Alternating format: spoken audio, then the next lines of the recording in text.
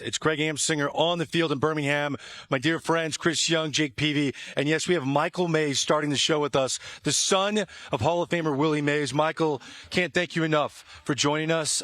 So sorry for your loss. What are the emotions right now for you and your family on a night like this? Just trying to, keep it together, do the right thing, make sure this stays a celebration. No crying in baseball tonight. We want to make sure we held our heads up and get it done. And always watching extra tonight. So I suggest everybody be on their P's and Q's with clouds looming and such. I'll make sure to stay on my P's and Q's. And I think I want to start off, if this is going to be a celebration, Michael, I want to start off just by saying thank you. Thank you for sharing your father with the world. He made an impact personally on my life. Myself as a young center fielder, I wore the number 24. I played in the National League West. I interacted with Barry Bonds very early in my career, and Willie saw that, and he made sure to send a clubby over to grab me and make sure that he created a connection with me, took me to his house, showed me all of his trophies, really had some great baseball conversation. So my question is did Willie ever meet a stranger? No. And he has this, another one of the magic things I'm trying to tell you. I know it all sounds spiritual and crazy, but it's really real. Like, the ability to stop time. Sometimes if you ever travel with him, Jake knows you'd be on your way somewhere, you're in a hurry. It doesn't work. So you got 20 minutes to be somewhere. He'll stop and talk and deal with everybody for 25 minutes. But when you get to the place you were going, you're still on time. Something special. Yeah, you're exactly right. Look, your father and your family, Michael, is special. And first off, I know you're struggling, buddy. I think it's just remarkable the trips you've made back and forth, and to be here to honor your dad, the effort you're making, it doesn't go unnoticed. Hey, Jake, I couldn't do it without brothers like you and Barry and Kenny. Yeah, I appreciate it. I want to ask you of something that you're going to take from your father now that he's left us, and what's something that you've learned from your dad that in these next years of the rest of your life that you are going to make sure that you carry that torch forward? Yeah, from granddad and dad. That's right. They call it today, pay it forward. But to us, it's just how you do it. Dad's been about kids from the beginning. Everybody knows he stopped and played stickball and all that. But that's a real connection to kids that's, we're trying to reconnect these days. We've been in Alabama, down here in Birmingham, just trying to get them to understand that theirs is a proud history, not a dark one. That's all about perspective. So, it's continuing to work, making sure these kids have spaces to play in, people to play with, people to supervise them. They don't need any idle time on their hands. Granddad said, I never met a bad attitude in my life. 10 laps won't cure. So, yeah, we're trying to give kids something to do other than hate on each other and get all, randy for what? Leave it on the field like Dad did. Michael, I agree with you. I think your father is here in spirit. He'll be here in spirit tonight. When he sees this amazing spectacle at this legendary location, what do you think your father would say what he'll see tonight? That depends on how y'all act. Like if y'all do the right thing, Jake, say if you do what you're supposed to do and you're happy and you celebrate and you make a bunch of noise and don't hang your head, then the sky will stay dry and you'll have a perfect night. But start getting down on yourselves and feeling bad and crying and moments of silence, it's gonna rain. He'll wake you up. Huh? Yeah. What were some of the stories that Willie shared with you about his experience playing in the Negro Leagues? Just granddad. Like when we talk about it, see, my granddad is the architect. He's, he played in the what they call the industrial leagues. Mm-hmm. And, he was I don't want to say player, but a savvy, he was working the system. He'd come, clock in, they'd go play ball all day. So he had money in his pocket and not doing much work. And he was also a Pullman porter, which they called Charlie. So he rode the trains. So he got to Chattanooga and all around. That made him worldly.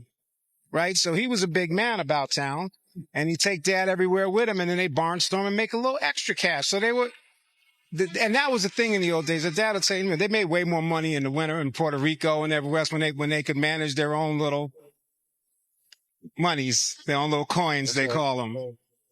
Let me ask you a question that everybody's getting. The amount of times what's your favorite Willie story is the resounding question across it of anybody who knew him. As his son, do you have a moment or a memory that you would like to share? It's something that stands out for you along the way? That's the hardest question in the world, Yeah, Jake. right. I think for everybody. There's so many of them. Because people feel it's tough being my father's son, expectations, whatever, but it's also really beautiful in that everybody has one of these stories where, you know, I've had 63-year-old men when I was 22 years old crying about when they was, so you can't even level out those stories. But at a golf outing, I had a guy identify what he called the best Willie Mays story in the world. And it goes something like this. He was a hustler and they were tracking him because dad played on the Diana Shore tour. So he was scratched. He used to play with Trevino and all these guys. And he was on a tour, and these hustlers, they scouted him. So they took dad out and they spanked him for about $2,500. And what he did was he took one of his retirement checks and he signed it over to the guy, thinking the guy, obviously nobody will cash Willie Mays' signature check and he'll just get another one reissued. So the guy told me, so that's what happened. I want you to tell your dad something. I cashed that check the next day. And that's the best Willie Mays story I've That's ever heard. amazing. Again, we're here with Michael Mays, the son of the late, great Hall of Famer Willie Mays. He played on this field at the age of 17, and he was known for his amazing showmanship. And a little younger because they went to high school. I've heard so 15. I heard 15. This Rickwood is 10 minutes from the house, so they would run over here like kids, babies. But for the Barons, he played for the Barons, the Birmingham Barons, at the age of 17. So when he's playing with pros, adult men, did he have that showmanship? Did he share any stories of what it was like for him to be out here with other legends at the age of 17? You know, I think that's where his nickname Buck came from because Young Buck. they let kids like the Giants do kind of shag balls in the outfield. And the story goes that Piper was out there, you know, center field, and then he, you know, little baby boy came running out of nowhere and like snatched the ball out of his hand. So that's kind of where it started from the very beginning. And this field is, for this area, for this neighborhood, you'd be surprised at how many pros and these OGs like Reese and these people that are, you know, born here and still living here. They'll tell you that this is, they just kind of really played here. Not, you know, we're not making this up. This is the real Field of Dreams. What I love so much about Willie and what he was able to bring to this world was the impact that he had, not just on black players, but on everybody. I worked an event earlier today. A lot of San Francisco Giants fans are in the house, and Willie has been huge for that organization. What is the relationship that Willie had with the San Francisco Giants and that fan base and all the players who came through? Because I would always see Willie sitting at the games as long as he could. Yeah, shout out to the San Francisco Giants. They have the same kind of constitution Dad has, and that loyalism is really at the top of what they do. I think they're one of the most loyal organizations in the business. Certainly, you know, Dad was, even in the end when they were trading people and Dad had to go back to New York, that was done in the most civil, you know, in those days we had franchise players. In the most civilized way, where Stoneham talked to Miss Page, Miss Joan Payson, who promised Dad that coming back to New York would be seamless. So I think that's what he and the Giants have most in common, is a real strong sense of loyalty. I love it.